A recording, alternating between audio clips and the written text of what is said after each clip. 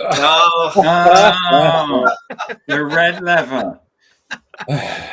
Very good. Oh, never Tim ceases and Alex. to yeah. He means lever. Just saying. Leave it. Oh. That's right. We need the American to English dictionary here. Yes. Yeah. Good morning, good afternoon, and good day wherever you are. Welcome to another edition of the Digital Download, which is The longest running weekly business talk show on LinkedIn Live. there we go. All right. Get Nailed in. it. So today we're asking, are you a podcaster? And if so, are you doing it wrong? We'll have a special guest, Greg Wasserman, to help us sort it all out. We'll talk with Greg about his framework for the full spectrum of activities podcasters should be doing before, during, and after hitting record. But before we bring Greg on, let's go around the set and introduce everyone. While we're doing that, why don't you in the audience reach out to a friend, ping them, and have them join us? We strive to make the digital download an interactive experience, so audience participation is highly encouraged. With that, Tim, please introduce yourself. Thanks, Rob. Yes, my name's Tim Hughes. I'm the CEO and co-founder of DLA Ignite, and I'm famous for the fact that I wrote the book Social Selling Techniques to Influence Buyers and Changemakers. Awesome. Thank you. Adam. I'm Adam Gray. I'm co-founder of DLA Ignite. I'm Tim's business partner. I'm not famous for anything, but I'm delighted to be with my team and buddies here for another digital download. Excellent. Thank you. Alex. Hello, all. My name is Alex Abbott, founder of Sapiro. I have a little friend with me today who's doing the download. Her name's Honey. Hello, Honey. Hello, Honey. Walkies. She's a little bit lost because my wife is looking after my son's dogs in France at the moment, and she's normally by my wife's side, so she's the office dog at the moment. So she wanted to say hello. Well, hello, Honey. Honey. And thank you, Alex. And myself, I am Rob Durant, founder of Flywheel Results. We help startups scale. And I, too, am a proud DLA Ignite partner. So, as I said, this week on the Digital Download, we'll speak with Greg Wasserman, a seasoned podcast consultant and people connector. Let's bring him on. Greg. Hi, Greg. Good morning and welcome. Good morning. Good early morning. 6:03 now. Yeah. Tell us a little bit more about yourself and how you got here. Well, we don't have enough time for that, but so background for me is I was in the media space for about 15 years. So working with brands and agencies, slowly transitioned to partnerships. But the topic of this is podcasting. So I've sold podcast ads. Last company I was with, I ran 3 podcast listening platforms. So it allowed me a really unique perspective of the podcast space, working with the hosting companies, agencies, and individual podcasters. And today I'm the head of growth, partnerships, and community for an AI platform called Cast Magic. Started off as podcasting. It's now become a lot more than that. But once again, using my skills and knowledge to support podcasters. Fantastic. Awesome. Thank you for that. So let's start with a basic question. Greg, who should be podcasting? Everyone. What? Everybody. Nice. Right off the jump. Okay. Yeah. Like tell you said, us a little easy more. One. Yeah. Next one. Next one. Let's go. Play tennis. Everyone should be. I mean, the doors where I've sat and the perspective I've seen, every conversation I've had with a podcaster has basically been how this has changed my life. And you think about every person saying this has changed my life. Now, you could also look at it as like, it's like having a kid. You're like, it's the greatest thing. I wouldn't change it for the world, but it's a lot of hard work, right? So same exact thing. Podcasting can be a lot of hard work, but you can also make it really simple. I mean, technically what we're doing right now is pretty simple. You've got a system, we're recording, this is being broadcast live, and then you're going to be able to take this and put it out on YouTube, put it as an audio file, and then repurpose it all. It didn't really take a lot, probably besides getting myself up at 5 a.m, but it was pretty easy. And the doors that open, the conversations that happen, everyone should be doing it because it is great for so many purposes. Yeah. I should tell you a little story actually, because I've spent kind of, a lot of years in sales as a sales leader, presented to large audiences, but the thought of doing a live broadcast scared the life out of me. And when I reconnected with these fine gentlemen, Adam and Tim, just under 2 years ago now, the thought of coming on this exact show gave me heart palpitations. and I guess 18 months forward, this show has been an apprenticeship for me, as Tim has said this week. And I'm now doing my own podcast, Walking Digital Corridors. We're now doing other stuff with Sales TV. And once you start, it comes, I wouldn't say it's addictive, but you just become more confident doing it. It's wonderful seeing you, Alex. It's like taking a dove and letting it go. It's beautiful. Yeah. It's like taking a little honey-coloured dachshund and letting it fly. Yeah. So what tips, Greg, have you got for those that think, wow, podcasting isn't for me? I mean, I love your story, Alex. Like, that's how I felt. It's how I still feel doing these things. I'm like, hold on. I get no problem talking. But now people are actually going to be able to listen to me anytime they want. And like, this is out in the ether. I'm like, that was a little nerve-wracking. But then you just realize, like, all right, it's just 5 of us having a conversation. And what's wrong with having a conversation that gets recorded? And now it opens up the door for, as you just said, being more comfortable being behind a camera, being a talking head, having these conversations, going like, all right, I've got something to say. Like, why shouldn't other people hear that, as opposed to the 5 of us having this conversation? So like, if you look back to Rob's question about like why everyone should be podcasting, it opens the doors. It makes you more comfortable. You learn. I mean, it's literally just another form of learning in that regards. It's addictive. So, I mean, I don't have any tattoos, but yeah, it kind of becomes addicting. You're like, I want to go on another show. There you go. You got the tattoos for me. I want to go on someone else's show and I want to share this story. And then every time I share the story, someone's asking different questions. And so I'm like, all right, you're making me think. So I continue to refine and continue to figure those pieces out. How's that any different than any other business? Or let's say you just want to do a fishing podcast. Let's say you're a real estate agent and you want to do a fishing podcast because you love fishing. What does that have anything to do with your real estate business? Well, it's lead generation. It's getting your name out there. It's getting you comfortable continuing to tell the story, which you kind of have to always be doing. So there's so many values to it. I mean, we can go through the whole spectrum here, but yeah, I'm a huge proponent of podcasting. The biggest thing though is stop thinking yourself as a podcaster and start thinking yourself as a brand. That is what I stand on, because that is a big piece. Podcasting is for the most part, everyone thinks about it as just downloads.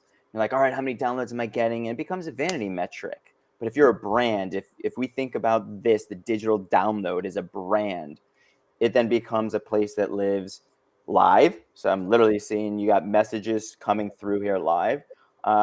It's going to live thereafter as you guys disseminate this to whatever platforms you guys are going to do.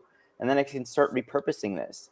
That's what I enjoy about the tool I work for, Cast Magic. We'll literally take this audio recording and create the titles, create the show notes, create the social post, a newsletter, blog. You're like, oh my God, look at all the tentacles that just this one recording gave us.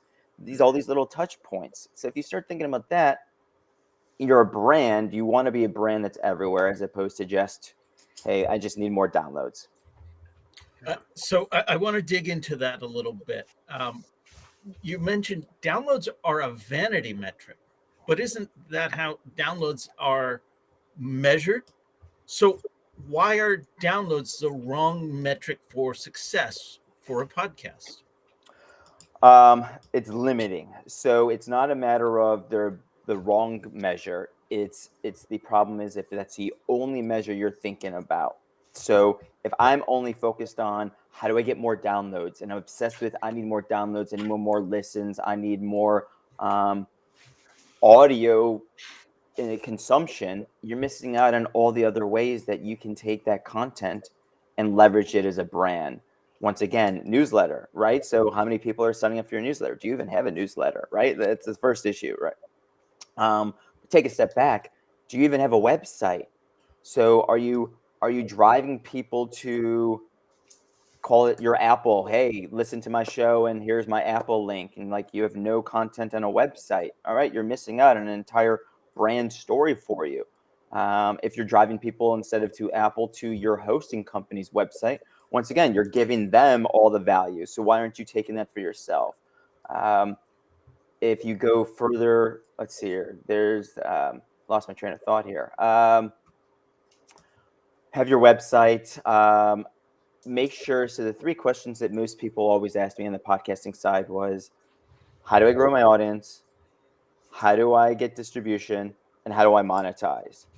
So if the third question is what everyone's focused on, monetization, and monetization is just they're thinking downloads, well, they're missing out on all the other ways that you can monetize your actual content. But get the foundations right first. Have a website, have a blog, use social posts, get your content all these other places.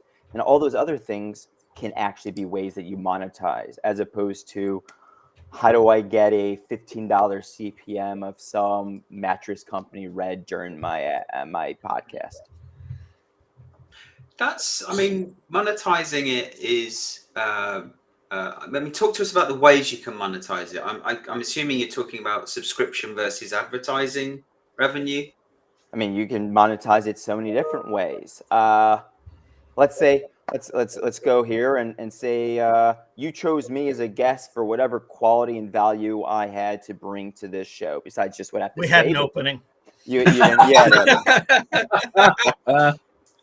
There you go. But you can be strategic on who you're picking for coming onto your show or the topics that you're choosing. So guesting alone becomes a great way to monetize. It becomes a monetization in terms of like, depending on what your business is, I'm going to choose certain people to come onto my show. And based on that, I'm either looking, they're a customer of mine. I'm looking to break into their market. I'm looking to learn from them. I want them as thought leadership. So like in a sense, you're monetizing just by thinking about the guest that comes onto your show. Even if it's a prospective client, you're like, great, I'm going to have them on my show, build this relationship, and then months or years, whatever the time frame may be, we build this rapport. They're on my show. I gave them a platform, and I'm able to theoretically monetize that relationship now by having them as a customer. I mean, that alone is taking you well beyond just a download standpoint. Newsletter, packaging, your social post. So instead of just, I only want to put ads into my show, how do you package your brand and go, you know what? Yes, I only have 500 downloads, but this is my entire brand. Your brand now becomes a sponsorship package as opposed to a $15 CPM host read ad within there. And as you alluded to, Alex, like, yeah, you can go ahead and do the sponsored content route. So what if we had this conversation went far longer than what most people are going to get access to live. And then we take some of that content, the juices that came out of it, and put it behind a gate and saying like, hey, you guys want the additional information or you want the additional stuff that we talked about? It's all behind a paywall, and you can do that. You can do the standard Patreon route. You can take this content and make it as an ebook and sell that as an ebook. Like there's so many other ways you can think about monetizing besides just downloads. So when we think about podcasts and monetizing, very often people think the immediate cash return of podcasting. I'm hearing you say that if you don't look at the immediate cash return, but look at the bigger picture, there are more ways to go about it. And that leads me to ask you to tell us a little bit more about what you mean by a branding opportunity, branding for the digital download or branding for the individuals? What are you alluding to there? Let's see. There are a couple questions there. The end of your question. No. The end of your question. Yes, both. So the branding of digital download as well as the branding of the four of you. I mean, it's no different than, in a sense, you've got four hosts. Normal show, you've usually got two co-hosts, right? So why wouldn't this be able to be branded? I mean, Alex already said he's starting his own podcast 18 months later. So he's literally been using this as a training ground for getting comfortable doing this, talking about different things, and then going like, you know what? There's things that I want to say that I have not been saying during digital downloads. I'm going to create my own show and do that. Well, in order for him to do that, he had to start branding himself and being known here to go like, all right, I want to do that. So like, yeah, you guys should totally be using this as a branding platform, and repurposing this content in the conversations you guys have, besides the difference between levers and levers, right? So, or Yeah. Dachshund, and I don't even know how you pronounce your dog. Dachshund, miniature Dachshund. Dachshund. There we go, Dachshund. Aluminium. Yeah. Illumian. And then, so thinking of yourself as a brand. So back to your first question, Rob. Like, thinking of yourself as a brand. People that started brands. Let's look at Coke. Coke wasn't like, all right, like they started selling a product and they created this formula, and then it's become this massive top one brand, right? But like, they play a long game. You're like, I believe in this product. I know this has something. I'm going to try selling it. Well, for podcasting or thinking yourself as a brand, you're playing the long game. Most podcasters, I mean, it's been shown, is like, you don't get into it to make money, but you get into it because you realize you have something to say in the long game of what that provides you. There's so many countless examples of people who wrote articles, and then 3 years later, that article was indexed, someone found it, and a company reached out to them going like, hey, you wrote this great article, would love to talk to you. I mean, that's the value that you get from a podcast, whether it's discoverability of that episode later on, your blog, your newsletter, like all of these things are playing the long game. And if you play that, your riches, it compounds. It's the compounding effect. I guess that's the way to think about it. So I obviously we're sold on this. We're regular podcasters. Some might argue too regular in terms of our podcasting. But for lots of people that are watching, I think that they forget that they have to start somewhere. It's like we talk to people in the social space and they say, well, it's all right for you. You've got 1,000 followers. Well, we started in the same place you are with 0. And, we've built that up over time. And so people will watch this show and they'll go, yeah, but you guys all seem very relaxed on there. And I'm not relaxed when I'm in front of the camera. So I guess, how do people get started? And secondly, because everybody has self-limiting beliefs and everybody thinks, I'm going to make one mistake. And, there's 975 million people on LinkedIn and they're all going to start knocking on my door to punch me if I make a mistake. So what's the worst that can happen if it goes wrong? Oh, that's a good one. I'm going to do it. I said I wouldn't do this, but I'll do it. Everyone likes to do the comparison to Joe Rogan, right? And I said I wouldn't do this. I hate the comparison, but I think it's worth noting based on the comment you just said. Everyone's like, I want to be the next Joe Rogan, or I'm trying to be that. It's like, let's stop and remember, where did Joe come from? He was an actor. He started Fear Factor. It didn't start, but like he got a huge break with Fear Factor. So the Joe Rogan we know that's making $100 million a year with Spotify and this loudmouth, great conversations he may be having, he started somewhere, Hollywood. So he, just like Alex, used his 18 months of refining his craft and getting a conversation going to go like, you know what? I'm ready for my next break. So yes, you got to just start somewhere. For him, started acting, started just interviewing. So think about this as you got to start somewhere. How to do it? Put a mark in front.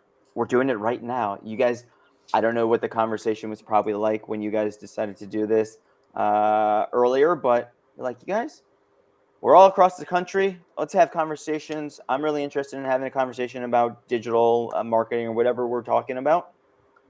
That's literally what to do. And then you guys just have these conversations. Are people upset about, talking head? You got to get out of your head. And as you said, Adam, limiting beliefs, we all have them. So lean on people.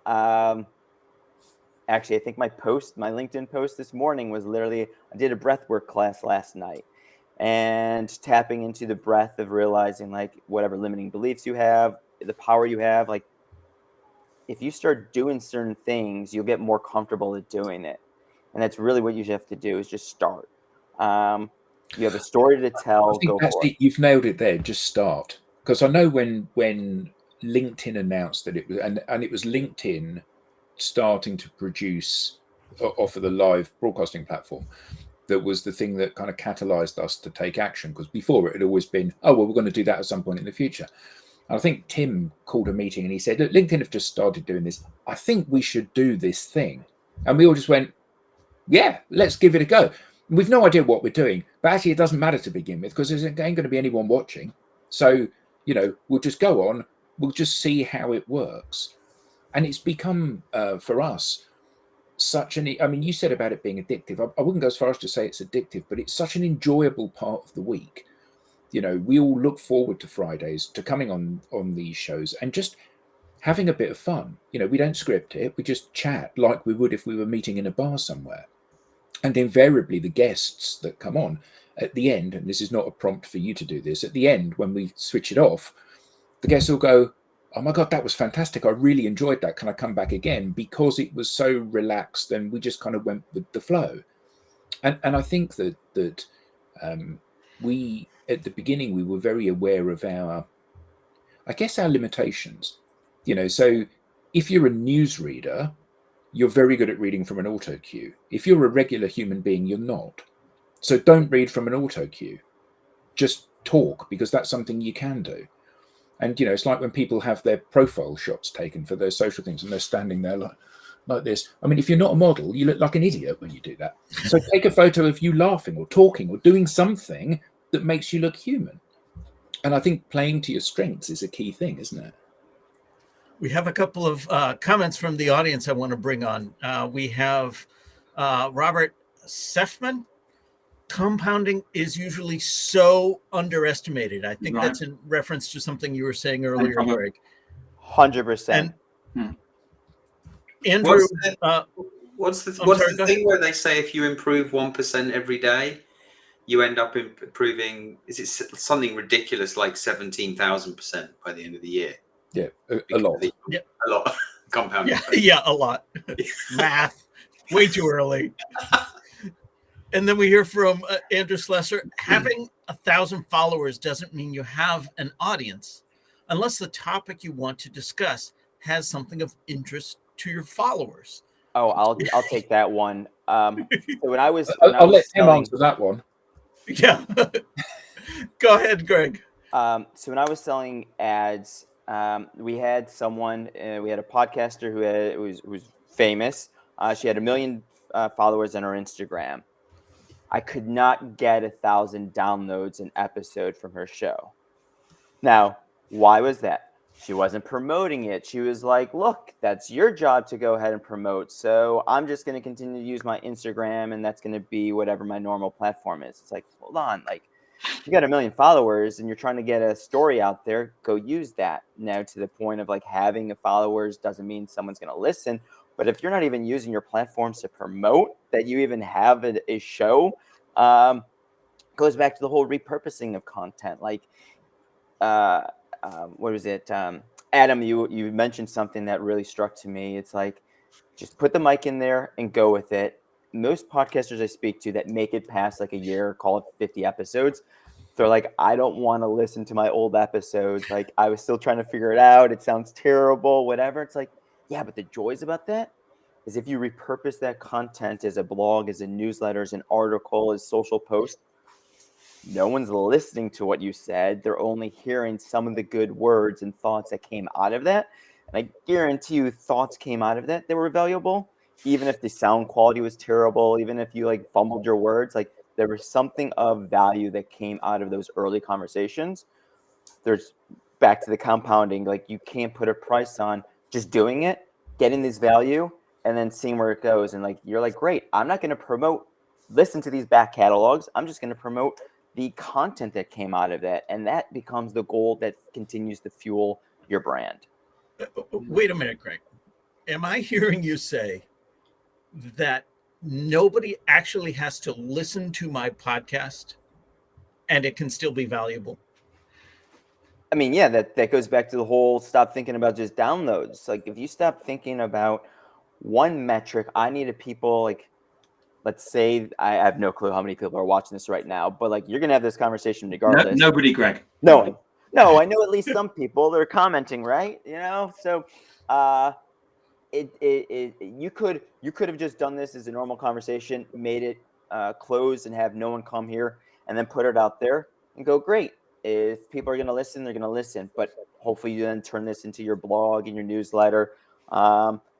Alex thinks about like, all right, how do I build my brand based on the thoughts and questions I came out? Or maybe you're going to create your own blog post based on something that happened out here and go like, these are my 2 cents. Like it's all the value that came out of this conversation, which is really what it is, a conversation. Now, I know I'm very specific to a interview style, a conversational kind of podcast, and there's so many other variations of podcasts, whether it's sci-fi, scripted, or whatever the case may be. But like, yeah, it's a medium that allows you to extract conversations, value, thoughts, and disseminate it in other ways beyond just the audio. So we should probably turn this into a murder mystery show instead. Adam did it with a guitar in the conservatory. Ooh. The guitar string. Yes. With the guitar string in the conservatory. But actually, something that I think is quite interesting about where we've got to with our behavior here, and you talk about repurposing content on blogs and podcasts, and actually, the problem we have is that we have too much content now. Because we come on a show like this, we don't have to cut this up to make something from it. Because all of us are sitting here. I mean, Tim's the best example of this. He's always got his notebook next to him, and you see him disappear off the screen as he's writing something down. I'm going to write a blog about that you just said. It's the tweets for afterwards. But all of those things, we've now got into the mind space because we've been doing this for so long that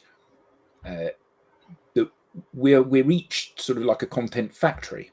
So how many Tim talks have you done? So Tim does an 20-minute interview with interesting people, and he's been doing it for some time now. How many have you done now, Tim? So I started it on the 22nd of July 2016. I'm just about to pass the 400th. 400 video podcasts. That's remarkable, isn't it? And I think the interesting thing that Greg said, there's a couple of things that was, first and foremost, I learned so much. You get so many interesting people come on, and I've learned so much. It's been fantastic. But of course, they've not all been live streams because we didn't have the technology. Mm. And it wasn't just one person 400 times. You've had no. Yeah, it was my mum. I've interviewed her 400 times. The only person I could get to come on. So I mean, in terms of the other day, we run another podcast, and I needed to get some people on it, and the people that need to come on it is my ICP. So my the person I need to target, and I got 6 meetings in an hour. Wow. You can't do that with cold calling. No, you can't. You can't do that with advertising. You can't do that with spam email. You can do it with a podcast. Well said. It goes back to the first way of monetizing that I talked about. From a guesting standpoint, you literally go like, all right, I'm going to find my ICP. They're going to be my guest on my show. And if you cold call them going like, hey, let me try and sell you, or hey, I'm Tim, whatever, they're going to be like, yeah, another sales call. But if you're like, hey, I would love to have you on my podcast, most people I'd say most don't ask, well, how large is your podcast or how many downloads you get? Most don't ask. They're like, great, you're going to give me a platform that I can come on and we get to have a conversation. Sure, I'll do that. Yeah. I mean, look, you asked me to come on here and you're like, we need a guest. I'm like, sure, I'll come on. Yeah. So we always do a thing in the so Andrew Slessor always joins us, and one of the things that we do is that we say hello and wave to him, and he waves back. But of course, Hi, Andrew. Hello, Andrew. Hi, Andrew. Yeah. Andrew, He's waving now. We just can't see him. Yeah. As someone that has watched quite a few of Tim's talk shows, they have given me a better education about not only business but life than I could get anywhere else. Thank you, Andrew. So, yeah, we end up with raving fans too. Well, But that's the Andrew, royal you we. bring Tim up a ends great up with point. raving fans. Andrew brings up a great point. Andrew's connected. I mean, I don't know if there is a past, but like he's connected to you as a host in this show. That is also the value that we provide. Like having your conversation in a vacuum limits the opportunity for others to go, I like you. I like what you have to say. I'm going to tune in. And even if I can't tune in every morning, as we know, like 6 a.m. Yeah, this is my first one. But that doesn't mean I'm not able to consume your content, whether it's a re-listen or I want to read your blog. Like you are creating that audience, the connection. And once again, as my post said this morning, like you're not for everyone. And so those people that want to gravitate to what you have to say or the way you say it will. And those that are like, Greg's blowing smoke or I can't stand his voice or whatever, it's like, great, then they're not for me. And that's okay. And you accept that. But, Yeah, I think that's but Greg, the great thing about that is its qualification. yeah. So one of the problems that you have in sales is that people run around trying to chase deals which they'll never close because the person doesn't like them. But what you've done is you actually you've taken all the people that you don't like and they're over there, and all the people you do like, you can go and sell to them. 100%. What efficiency savings? Sorry, Alex.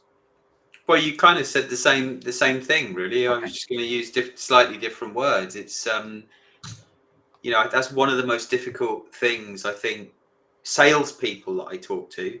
It's one of the most difficult things they struggle to get their head around because they've spent so many years trying to sell to everyone within their territory, whether they like them or not. If we go down the sales route, so one other passions pieces about podcasting that I love and I didn't understand and I still don't is as a salesperson, you know, most of the time you get a white paper and a case study and you're told, go email this, go cold call, go tell people this is what our company is doing. I mean, what buyer wants to buy that way, going like, oh yeah, that's a great case study, I'll go talk to you. Like, no. But if your company has a podcast and you brought an ICP on there, most likely the person that I'm trying to sell to is also the person that's on your show, and go, great, here's a quote that a person in your industry that you probably care about said. Happens to have been on our show, but I'm not advertising the fact that it's my show. I'm saying, like, look at what Tim said. Here's a great quote. That's probably going to open doors. And they go like, hey, here's listen. So the fact that as a salesperson, companies have this great opportunity and a resource at their fingertips to fill their content pipeline, to stop thinking about just white papers and case studies, but going like, how do I get the right people on my shows, repurpose the content, give it to my sales reps, my customer service rep, and my marketing team. And now, I mean, Tim's going to love this one. And social selling, go like, great, all 50 of you in the company, go blast this on LinkedIn, Twitter, whatever your social medium channel is. And it is great quotes that came from people that want to buy from us that you can go sell. That becomes so much more powerful of a message than, hey, John, I know you have this problem and I have the solution for you, so you should talk to me. Yeah, that's not happening. We all know that. Yeah. Greg, what I heard you just say is, as a salesperson, if you are not finding great quotes from thought leaders in your industry, quotes that will help you open doors, quotes that will help you sell, use a podcast to facilitate the production of such quotes. 100%. I mean, it's what I used to do before the invention of a tool like Cast Magic would be go out there and find interviews, find podcasts, find articles that my either ICP or the target person I'm trying to reach has said and done, and you use that going like, hey, I loved what you said. Like, what is it? They train you, go look at a 10K, and so in your email message, your cold outreach, going like, hey, I know these are your issues because I read your 10K, whatever it may be. Like, sure, that's great. That's the elite are probably doing that, but yeah, going and looking at a podcast and leveraging the quotes, or whether it's your own company's or someone else's company, and pulling that and extracting that's gold. That goes to, once again, the whole value of podcasting, once again, treating it as a brand, and the brand that can be everywhere. And how do you repurpose that? How do you think about how do you leverage that? And going back to the earlier part of the conversation, how do I monetize? Well, that podcast for my company now just created 50 conversations with 50 ICPs. They created blog posts that now makes my company a thought leadership. Like, there's so many different ways you can go down that path. Or you can go like, Tim's the CEO of this company. We want to make Tim the thought leader of this company, and he's trying to use this as a how do I get hired for speaking? Like, there's so many different ways you can leverage this to build a brand, as opposed to I want more downloads. Yeah. So go ahead, Alex. Or was that Tim? I'm sorry. It was both of us. Tim, after you. I'll go. I was going to say, I was just sorry. And Adam and I had a meeting with the CEO of a big software company this week in London. And, Congrats. And we got the meeting because of compound interest. And at the end, I said, "Would you like to come on my podcast?" And he went, "Yes, please." So he emailed me 2 days after and said, "I'd love to come on your podcast." So I just emailed him back and said, "Yeah, let's have a call." So I got a second call with the CEO. I mean, how difficult is selling today? It's not. It's so easy. But it's only so easy. Put that on Twitter. That quote there. How difficult is selling today? It's not. Isn't. It's so easy. That'll drive downloads. It's only easy if you relax into it, isn't it? The beauty of the way that we sell, and I mean us, this methodology for selling, is the fact you do loads of things you like. You get to chat to loads of interesting people, and loads of them buy from you. That's easy, and that's really pleasurable. And absolutely the reason we're doing it is because we didn't do the example that you did, Greg, which is, hi, do you want to have a look at my product because it can really help you? No, nobody wants that anymore. Nobody wants that anymore. People want to buy from people that they feel an affinity and a friendship towards. And these platforms give you the ability to find those people amongst the millions of people out there, the people that like you. What do they say? Trust is the new form of currency, right? So how do you build trust? Not by cold emailing someone, but having a conversation. I mean, that's why my brand platform is life is about time and relationships. You have no clue where one conversation today is going to take you in the future. It's taken me years to, I guess, build the compound interest of people going like, oh yeah, you're not just some young kid who actually does have value. I'm like, all right, I'm a little older now. That has more merit, but like, that's what I've been saying this whole time. Like, I don't know where I was going to be in my 20s, let alone where I'm going to be in my 60s.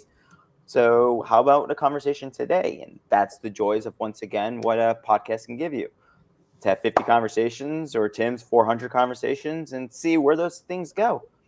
Eventually, maybe we work together. Maybe I refer someone to you. Maybe you're like, hey, you had someone on your show. Can you introduce me to that person? You then become, as Rob and I've talked about, it's who knows you, right? As opposed to, did I get that right? No, I'll let you quote it, Rob. Yeah, I screwed it up. It's not about what you know. There you go. It's not about who you know. It's about who knows what you know. And your job is to make sure more people know you for what you know. There you go. Mic drop. Thank you. There we go. So back in 2016, I went on a podcast in April, and Adam and I had just started the business.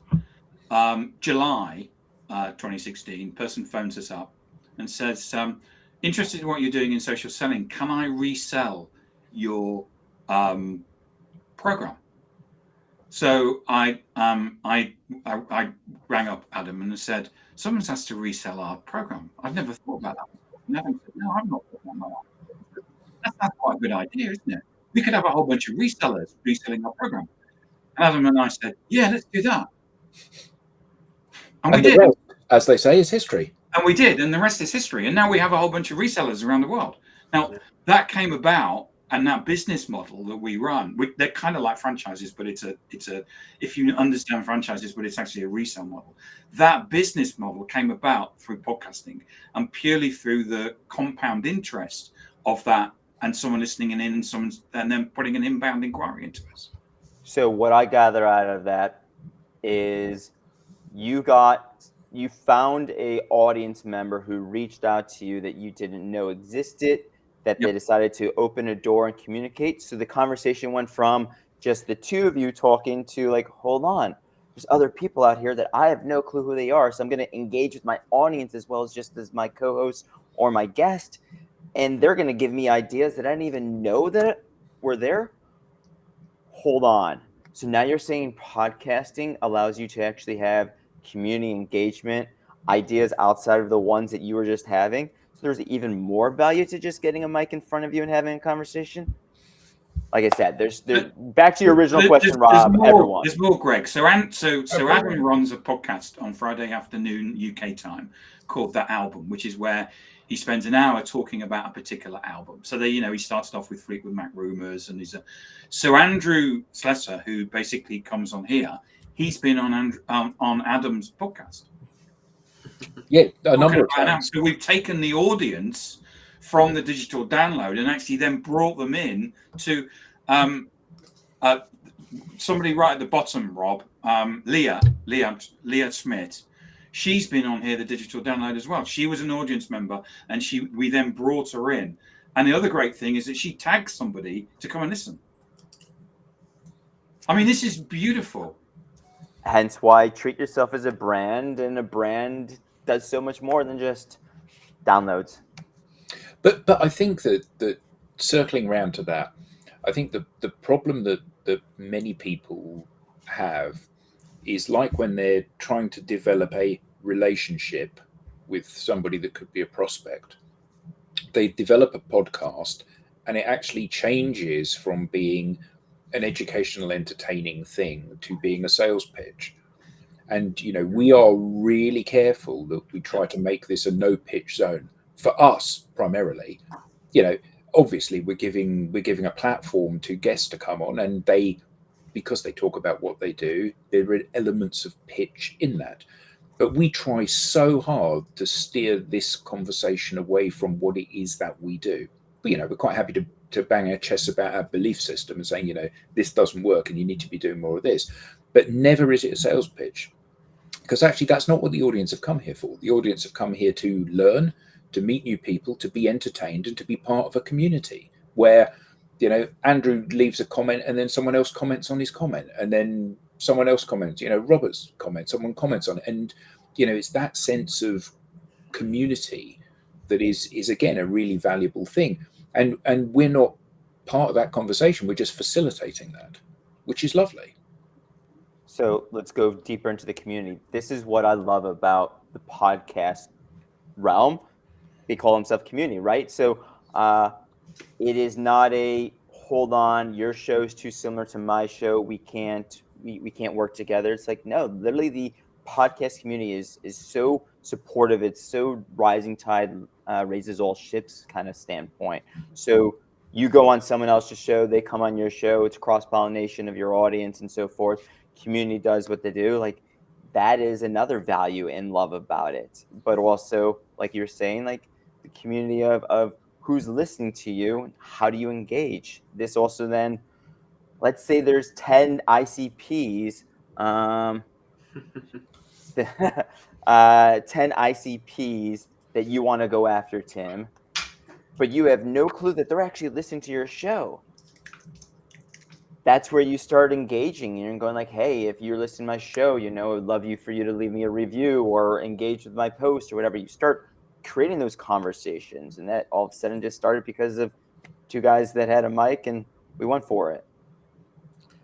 I wanted to bring up a comment from the audience. LinkedIn user, I'm sorry, I don't know who it is, says, as someone who's just started my podcast, what you guys are sharing here is gold. Okay, Thank you for that. LinkedIn user, let's give you some more gold. If you're just starting a podcast, make sure you have a website. They're inexpensive, but don't just use your hosting companies.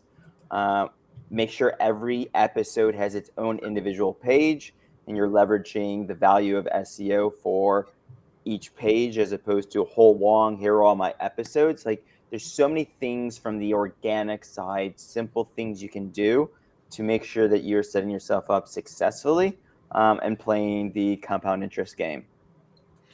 Yeah, and I think your point there about make sure every episode has an individual page.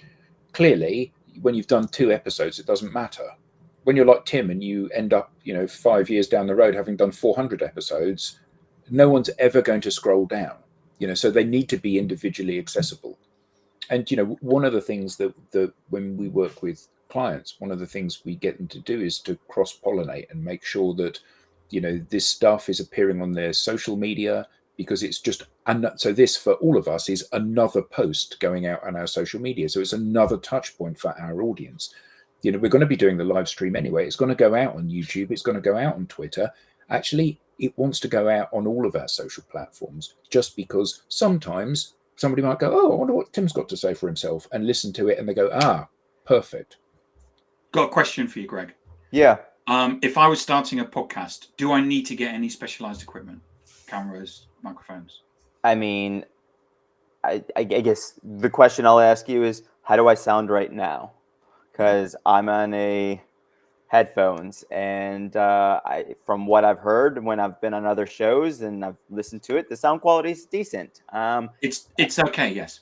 Yeah. So there's also tools. So like, there's hosting companies, there's tools out there that can clean it up for you if you want to go ahead and remove echo, the ums, and so forth. But I think I did the math. Like, if you looked at so we're using Restream right now. Use a simple website page builder. I'm a fan of Podpage. Hosting company. There's so many out there that you can look at. You're looking at maybe $100 a month. So call it $1,200 a year to just. You could do it cheaper if you want it, but just remember, if you're going cheap, you're gonna have to work harder in time and energy to make up for some of the values that you're getting from paying for it. But hey, there's easy ways to do it, whatever matters to you. And so if that's $1,200 a year with a compound interest on that, depending on what your business, you're like, I just want to go ahead and tell stories and I don't expect to make money. It's like, then great. Then $1,200, you can go ahead and do it. It's a good investment that creates conversations that you have no clue where. That goes back to your comment about I had the CEO come on my show. Like, you don't know where these conversations are going to go. So start having them.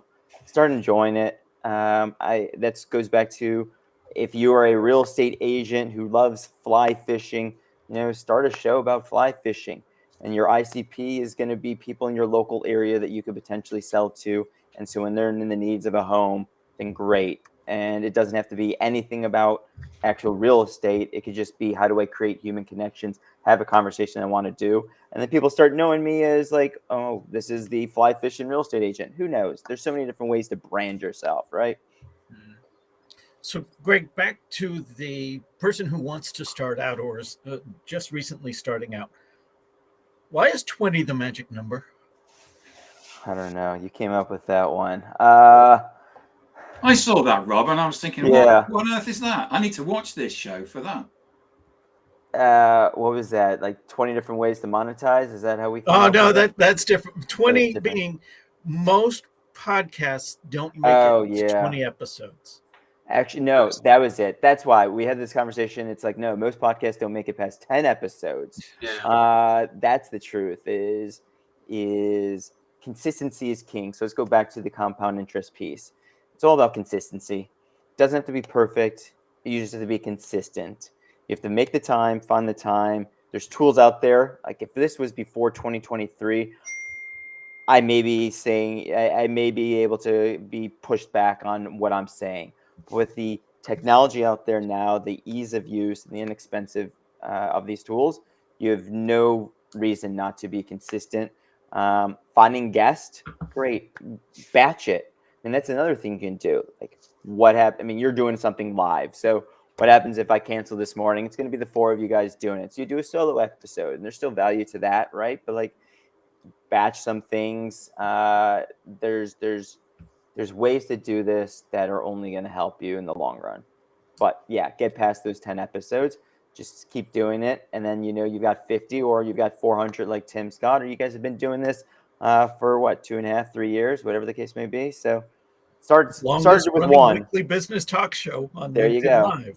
Started with one. You're right, and excuse me. So I think between creating the habit, the compound interest, and recognizing monetization is more than just direct revenue within 2 weeks of uploading. You've inspired me to take a look at some of the things that I'm doing already and some additional things that maybe we could be doing. So thank you for that. Yes, been good. I mean, Really good. Go, just start doing it. Figure out, I guess, get Windex clear on who you're trying to talk to and what you want to talk about, and know that your show can evolve. And the evolution is going to be based on you. Like one show that I love started off as a I don't know if I want to call it. It was mental health, self-help, but it was more about the guise of relationships. And then as his life changed and evolved, he's like, all right, like I'm past that point. Like I've healed during that conversation. So I'm now rebranding the show. It's still me, but we're gonna put another spin on it. And if people are like, I still love what you have to say. I'm along for this ride because I've evolved as well, then great. You're gonna keep your audience. Or they're like, you know what? I like your back catalog, not happy where you're going now. Perfect. Then that's your new ICP, and it's okay. You don't have to please everyone. Just start doing it. Just start talking. I think your comment about it'll evolve is so important. You need to set sail in roughly the right direction, but beyond that, you don't know. You need to go with the wind, don't you? Because, like you said, you'll change, your audience will change, you'll learn along the way. Things that seemed impossible won't anymore. Things that seemed like that's the objective, you realise it's not the objective at all. A bit like life, really. 100%. There you go. There's your quote. Indeed. 53:24. Noted. So when we go back and listen to it, yeah. When we go back and listen to it, that's the quote we pull for the front now. Is that that's the bit you can beep out. Yeah. One thing that I've just found interesting is that the comment from LinkedIn user, that this is the person that's starting a podcast, which actually concerns me, not the person that's written it, but for us, because I think if I went round and I said, did we all did we all say things that we thought were simple for people to understand? What that person has said is, there's a few things that have gone over my head. So and so I'm pointing that out to us here on the panel, which is, I wonder what that is, because there's a learning there, because we obviously need to be actually, whatever we're saying is too far up. We need to be lowering it down or explaining certain things. That's not aimed at you specifically, Greg, but no, it's not aimed at you. It's a learning for it's learning for me. Yeah, for all of us. All of us. And I think you can go back to Adam's just kind of life. It's like what we're used to and the way we're used to explaining things seems normal for us. But you then put your perspective on, is another person understanding what I'm saying? Like, can they read my mind? Am I I don't want to say dumbing it down, because that's not the right thing. Am I putting into a language that is accessible for all? And that goes back to kind of the whole point of what I love about the repurposing thing is, instead of having a person just listen, repurposing that content now allows different learners to engage with your content in a different way. And for you to figure out, how do I repurpose this content in a way that each different kind of user could want it? And there's easy ways to do that. Back to this person. Yeah, I'm really curious, like, what is over the head? But I think that's a conversation we can have, happy to have, and understand, like, all right, what do I have to verbalize that will make this easier? Yeah. How many episodes should a new podcast have to get out of the red line? And is there an ideal number of episodes a season should have? Like it. I hate this question, because you're still thinking get out of the red line. So there's so many different ways to monetize your show. So the question becomes, what does your red line mean to you? If I'm doing a show, let's go to Tim's case. And it's like, if I'm having these conversations with my ICP, what is the average time for you to close a sale based on the ICP coming in there? Or is it the conversations that you're having, not just with the person who you want to sell to, but all your community, and how long it takes going, like, oh, Tim would know, like, you know what, after 5 episodes of a conversation with one person, I usually get a community person who heard my conversation and opens the door. I know the sales cycle. So, like, you just think about that. If I'm thinking red line in terms of how many downloads and therefore I can start selling ads to make back the $1,200, that's still a limiting belief of what a podcast is going to give you. So get out of the red line. There's too many ways to monetize, whether you're selling your coaching services, whether you're selling sponsorship, and then ideal number of episodes a season. So from a season standpoint, clearly you guys don't do seasons. You guys are just the longest continuous. So it depends on what kind of your show is and what the content is. Ideally, always keep going. But if you're like, I'm going to do 20 episodes and then break it up into another season, there's so many different ways to skin a cat on that one. It really depends on what your show is. Maintaining the momentum, though, isn't it, Greg? It's keeping the nose up. It's like, okay, so just doing the show is one thing. Thinking about the content ahead of time is another thing. Thinking about the audience is another thing. And actually carving out the time needed to focus on all of the things that support that momentum. 100%. Yeah. Andrew shares with us, it may not be a case of dumbing down, as long as you're not making the topic too technical or using too much jargon. You will find a good balance. The rest is down to the audience member to find out more information about the subject in question. Good point.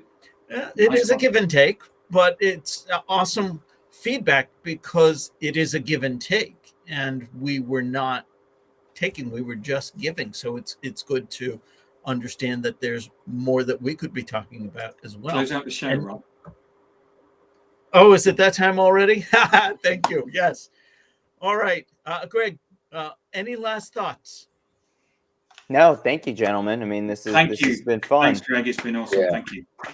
Like, fantastic. Thank you guys for proving the point. Just put a mark in, see where this goes, and look at all the different offshoots that this is provided to you that you probably didn't think about 3 years ago when you started. Yeah. And on that note, Rob, are you going to upload this into Cast Magic? Greg, how can people follow up with you? How can they get in touch with you? How can they hear more from you? LinkedIn is my social of choice. I know I should be on Twitter. We've talked, but I'm just not a Twitter person. So LinkedIn, Greg Wasserman, simple. And then email is greg@castmagic.io. Awesome. This has been another episode of the Digital Download. If you liked what you heard, if you have something to say, we'd love to have you on as a guest. digitaldownload.live under Be Our Guest, or scan the QR code on screen. Greg, thank you very much. Thank you very Adam, much Thanks, indeed. Alex, Greg. Tim, as always, thank you for Thanks, another everybody. fantastic episode. Thank you to our audience for the engagement, and we'll see you again next week. Have a great weekend, y'all. Yeah.